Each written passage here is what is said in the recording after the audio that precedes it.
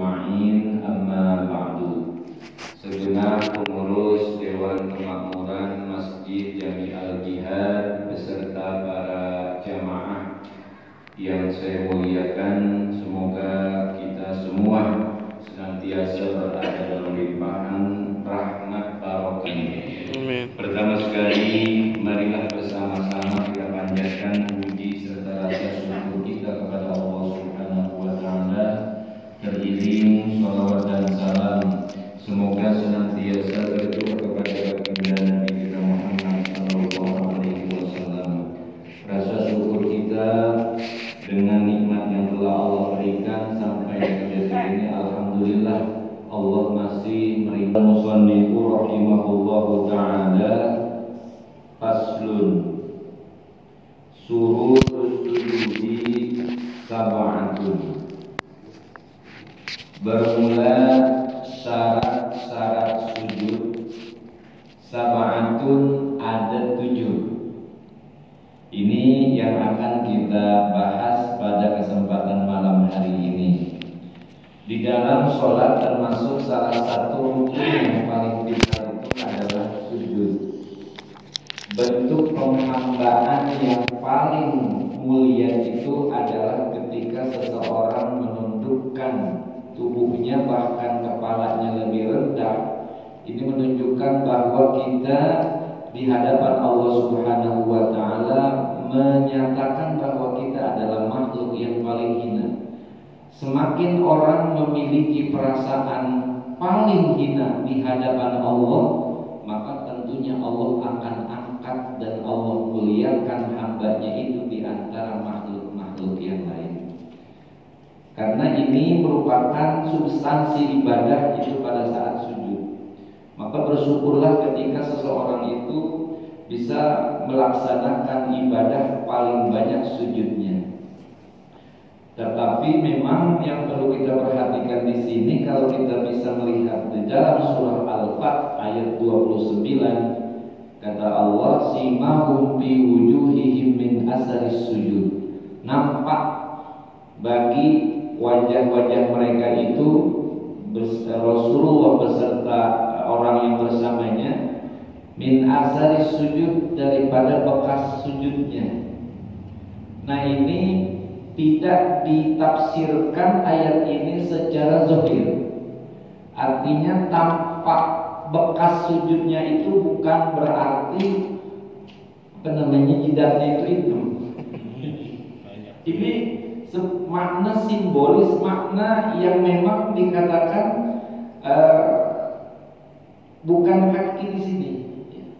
Artinya yang dinamakan min asaris sujud, bekas sujudnya itu adalah ditafsirkan dalam beberapa kitab terpancarnya dari ibadah yang dilakukan seseorang, lebih kepada al-akhlaqul karimah. Implementasi orang melaksanakan sholat itu nanti dilihat bagaimana akhlak di kemudian setelah dia berada di luar masjid misalnya. Jadi lebih kepada nilai-nilai ubudiyah akhlak seseorang, bukan secara zahir. Kalau memang dia sering melaksanakan sujud dalam artian melaksanakan sholat, ketika memang sering sujud itu ada kata-kata hitam, itu tidak masalah. Tapi yang menjadi masalah ketika seseorang sengaja menggesek-gesekkan, artinya menggosok-gosok jidatnya di karpet gitu ya. Ini tidak benar gitu ya. Tapi ini bukan tujuan utama dari gambaran semakin hitam jidatnya itu semakin dikatakan orang yang ahli sujud, bukan di situ. Jadi dalam surah Al-Fatah, simahum fi wujuhihim min asari sujud, lebih kepada bahwa wajahnya itu bersinar akibat dari ibadah yang dia lakukan. Nanti implementasinya kepada akhlak ya. Nah, ini termasuk salah satu yang dikatakan Nabi kita Muhammad sallallahu alaihi wasallam, aqrabu ma yakunul 'abdu ya. Hamba yang paling dekat min rabbihi, dari Tuhannya, wa huwa sajidun. Itu adalah ketika seseorang sujud di hadapan Allah Subhanahu wa Ta'ala. Fa'aksiru doa, maka perbanyak doa di saat kita bersujud. Nah, tentunya sujud ini juga memiliki aturan-aturan, ya. Memiliki aturan-aturan. Bukan berarti seseorang melaksanakan sujud semaunya, tidak. Karena yang namanya sujud ini merupakan bagian daripada rukun sholat. Termasuk juga namanya nanti ada sujud tilawah. Sujud tilawah ketika kita melaksanakan membaca ayat-ayat sajadah sunnah untuk melaksanakan sujud. Atau juga sunnah dalam artian sujud syukur, ya, kita mendapatkan nikmat dari Allah, kemudian kita melaksanakan sujud syukur. Sujud syukur bukan berarti kita habis dapat nikmat atau terhindar dari bara bahaya langsung sujud, bukan. Kita tidak diperkenankan, bahkan haram. Tanpa ada apapun kita langsung sujud, nggak ada niat apapun kita nggak boleh. Jadi sujud itu diatur di dalam agama. Sujud yang mana dulu nih, gitu.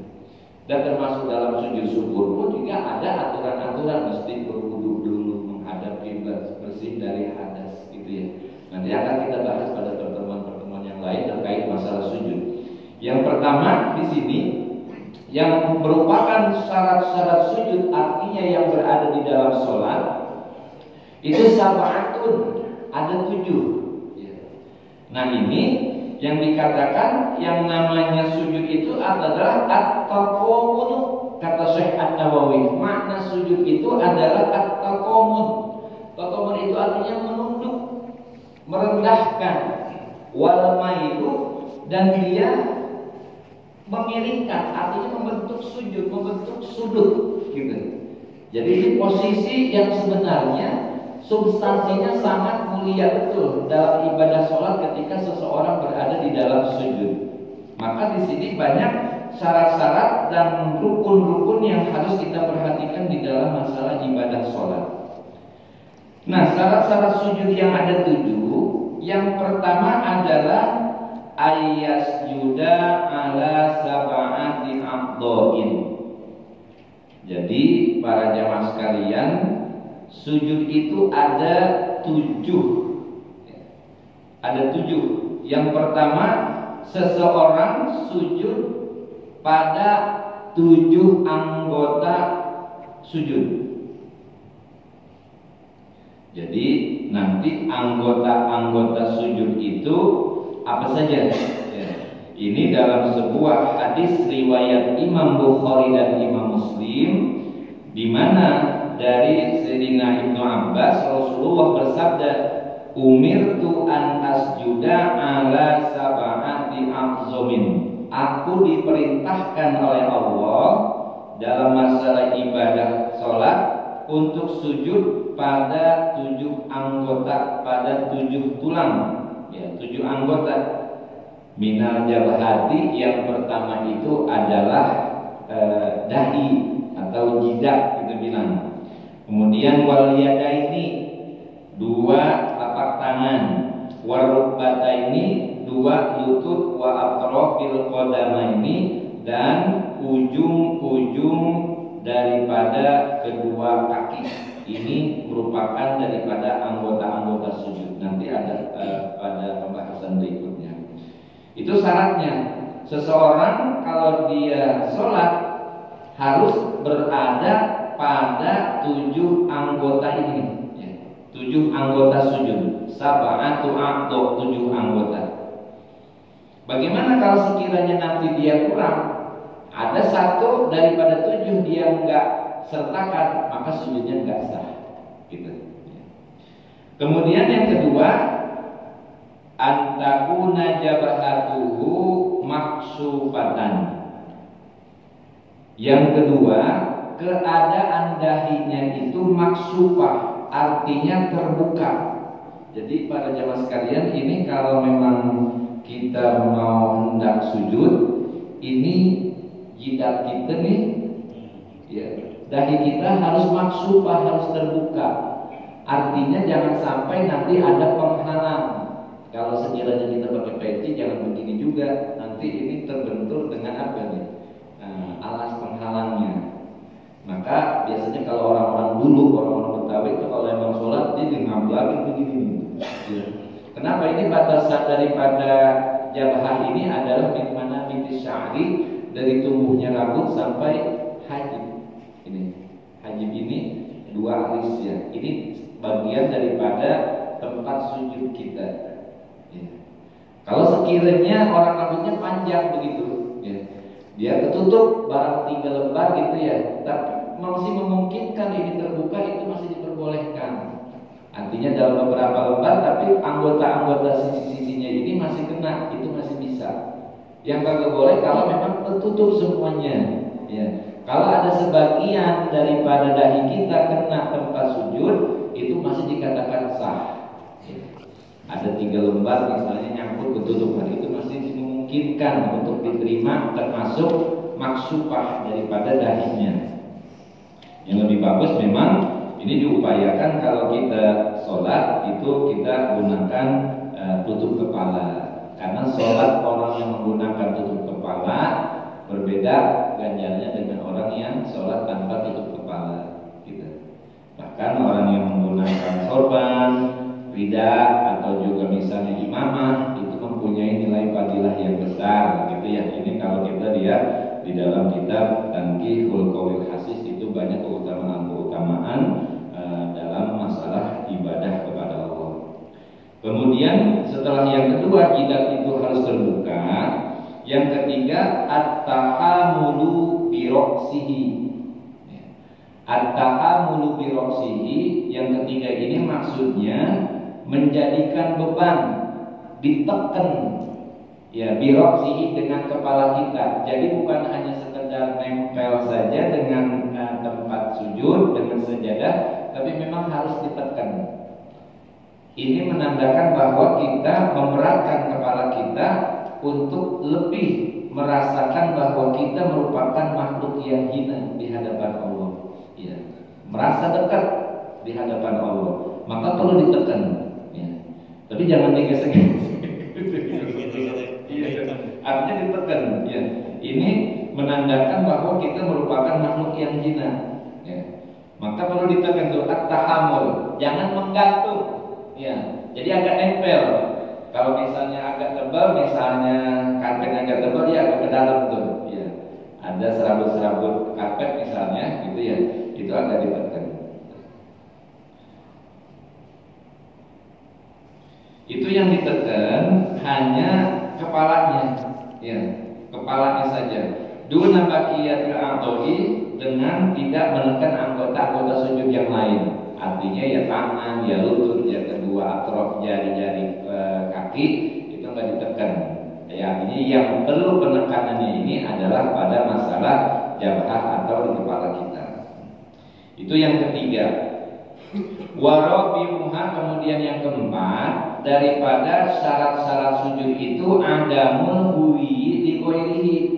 Seseorang sujud itu adamul huwi, tidak ada maksud turunnya selain sujud. Li ghairihi maksudnya selain sujud. Jadi orang yang namanya dari i'tidal dia mau turun itu semata-mata untuk sujud niatnya. Bukan berarti ada yang perlu diambil nih begitu. Jadi memang nggak ada punya niatan lain kecuali memang untuk sujud. Ya kalau kita mau udah biasa begitu. Ya artinya memang habis i'tidal kita langsung sujud. Tujuannya memang untuk sujud. Ini dikhawatirkan sama pengarang kalau ada niatan lain, misalnya dia mau sujud tapi dengan tujuan misalnya mau ngambil barang yang jatuh misalnya, ini tidak sah sujudnya. Itu yang keempat. Kemudian wa khamisuha, yang kelima daripada syarat-syarat sujud itu adalah alla yasjuda ala syai'in. Seseorang tidak sujud ala syai'in kepada sesuatu ay muttasilin bihi, yang bersambung, sesuatu itu bersambung. Maksudnya apa? Yataharraku biharokatihi, dengan sesuatu yang bergerak, biharokatihi dengan gerakan daripada dirinya. Maksudnya apa para jamaah sekalian? Kita nggak boleh sujud pada satu tempat sujud yang memang di situ ada sesuatu yang merupakan tempatnya itu muttasil kepada diri kita. Misalnya ada sorban. Ya, sorban kita pakai begini. Tapi itu sampai ketika kita sujud itu nyangkut di tempat sujud kita. Ini kita pakai nih. Ya, tapi kita sujudnya di atas sorban kita. Ketika kita pakai di sini nyangkut, ini kan masih bersambung dengan diri kita. Maksudnya taharrokahu bitaharutihi, bergeraknya dengan gerakan kita. Kalau misalnya kita bangun ya otomatis bergerak karena diri kita bergerak. Dan ini mutasil kepada diri kita. Kalau misalnya kita pakai sorban kemudian pas kita mau sujud, ini tahu-tahu ada di tempat jidat kita. Kita sujud di sini nih, ini nggak sah. Karena bersambung dengan diri kita. Berbeda halnya kalau misalnya sorban kita taruh. Nah ini kan namanya gak mutasil. Kenapa? Karena udah lepas dari diri kita. Yang kagak boleh kalau misalnya kita pakai, kemudian ujungnya nyangkut di tempat sujud kita, kemudian kita sujud di sini. Ini yang tidak diperbolehkan. Ya. Jadi yang dikatakan itu namanya Allah yasjuda ala syai'in, seseorang itu enggak sujud terhadap sesuatu yang bersambung yang bisa bergerak dengan gerakan dirinya.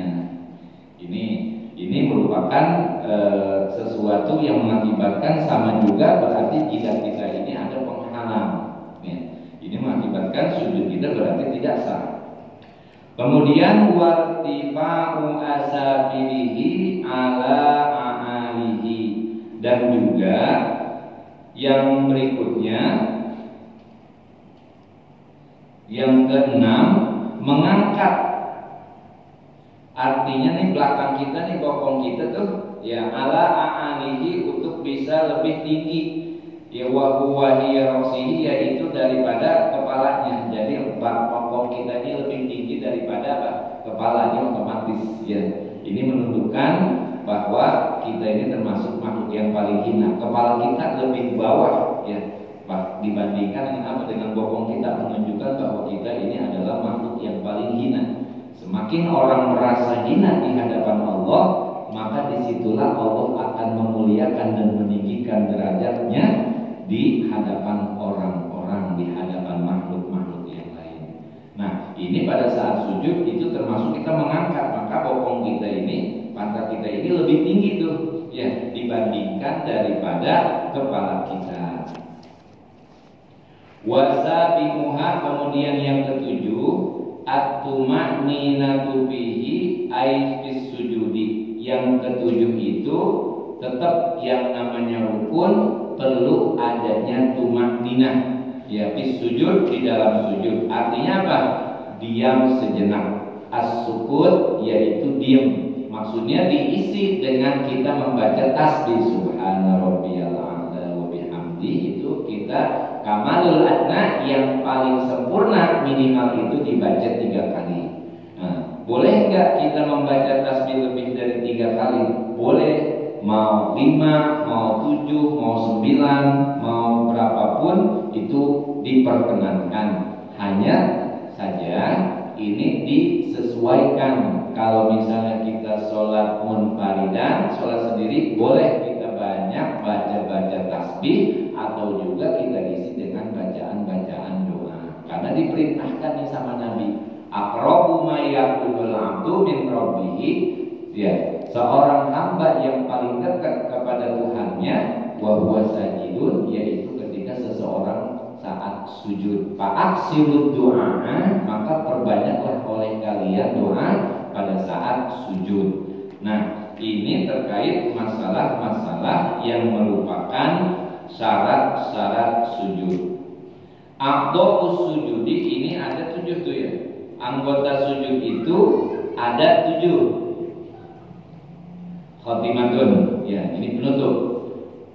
Al-jabhatu, yang pertama adalah dahi atau jidat.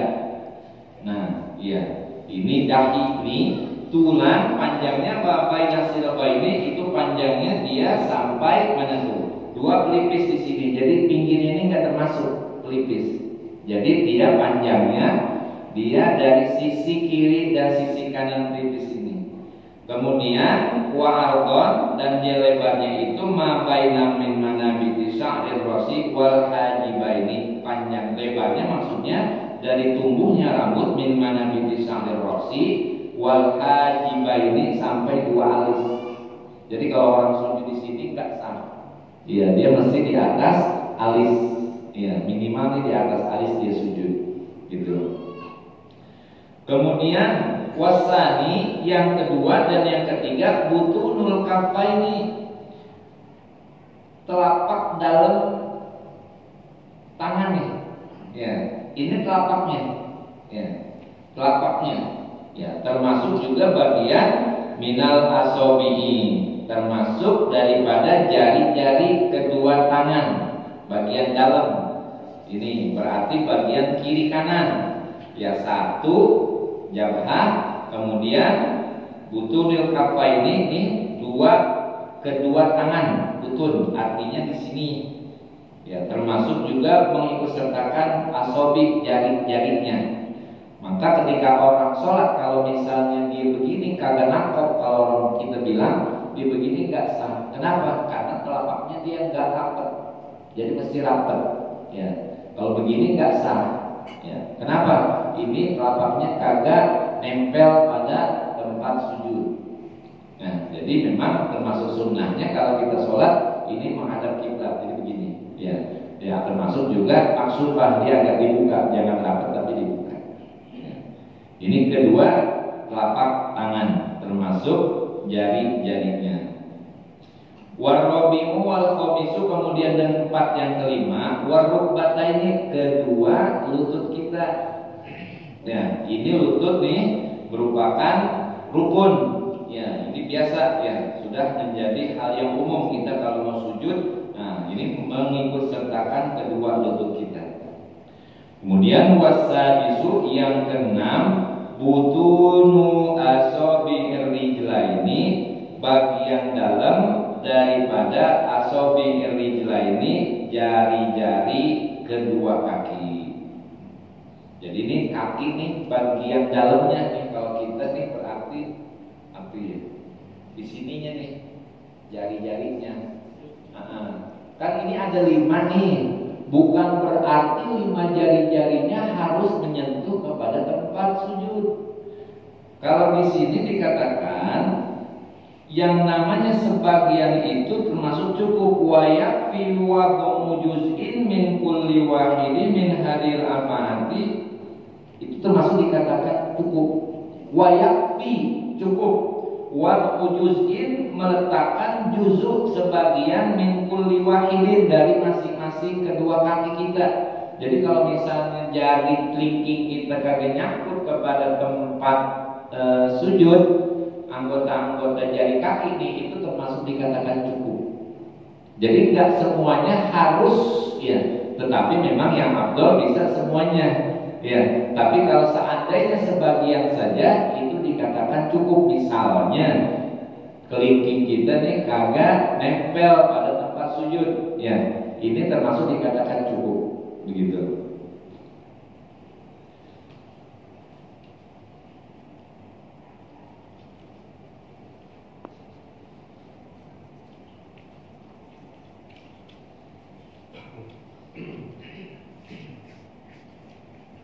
Cuma yang menjadi perhatian kita memang di sini yang perlu perhatikan adalah yang paling bagus ketika kita sujud itu dahi dengan hidung itu bisa bersamaan.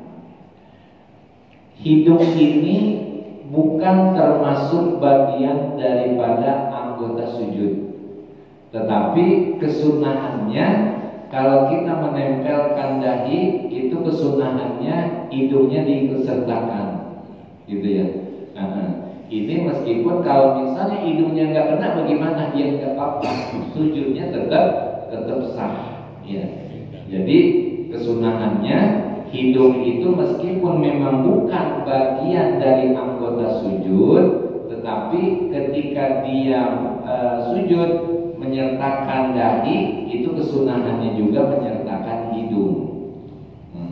Termasuk juga ketika di sini kita turun daripada i'tidal, itu kesunahannya dalam mazhab kita Asy-Syafi'i yaitu mesti tertib. Tertibnya bagaimana? Bilwati bi ayyadha'ar rukbataini awalan. Jadi kalau kita habis diri i'tidal, kesunahannya nih dalam mazhab Syafi'i yang paling bagus kedua lututnya dulu. Ya, kedua lututnya dulu, summal kafaini, habis lutut, kemudian kedua telapak tangan, summal jabhatu, kemudian dahi kita, wal anfu ma'an. Ya, kemudian hidung itu bersamaan kita dengan, atau misalnya dahi dengan hidung. Ini buat orang yang memang fisik kakinya kuat, ya. Ini kesunahannya dituntut. Tapi kalau kondisi orang tua kita, ya, ini tidak dipaksakan. Bahkan di dalam mazhab Imam Malik itu kebalikannya. Menurut Imam Malik, justru yang sunnahnya itu apa? Ya domu yadaihi, terlebih dahulu dia meletakkan kedua tangannya dulu. Ini dalam mazhab Imam Malik, termasuk Imam Malik menyunahkan tuh, mensunahkan pada saat mau sujud itu mendahulukan bukan kedua lututnya, tetapi kedua tangannya duluan awalan, summa rukbataihi, baru kemudian kedua lututnya. Ya. Jadi ini sebenarnya fleksibel, ya, sebenarnya fleksibel karena memang dua-duanya ada hadis dari Nabi, ya, semuanya hadisnya sahih. Nabi pernah melakukan ketika mau sujud mendahulukan kedua lututnya duluan. Kemudian ketika usianya sudah beranjak lanjut, Nabi itu melaksanakan sholat dengan mendahulukan kedua tangannya. Jadi ini sifatnya fleksibel. Orang yang sujudnya mendahulukan kedua tangannya punya nilai juga menurut dalam mazhab Imam Malik, dan itu bersumber dari hadis Nabi. Dan juga yang umumnya ini buat kita yang orang muda mendahulukan kedua lututnya terlebih dahulu. Nah, ini sifatnya fleksibel di dalam masalah ini. Tapi yang menjadi nilai paling penting itu adalah ketika kita melaksanakan sujud, yang paling penting ini adalah ini mesti terbuka, maksufah. Ya. Kalau apalagi namanya kedua kaki, lutut, nah ini namanya ada kain segala macam. Tapi yang penting adalah jika ini harus terbuka dan tempat sujud kita itu betul-betul suci, bersih dari hal-hal yang ada najisnya. Nah, ini para jemaah sekalian terkait dengan masalah sujud. Mungkin ada yang ingin ditanyakan terkait masalah sujud atau hal lain dari materi kita pada malam hari ini. Dipersilakan. Ya, yang tentang masalah sujud tadi, kalau posisi kaki itu ini merapat atau rendah ini? Iya. Ada yang harus merapat, harus bagaimana? Iya. Ini di dalam mazhab kita untuk orang laki memang termasuk disunnahkan untuk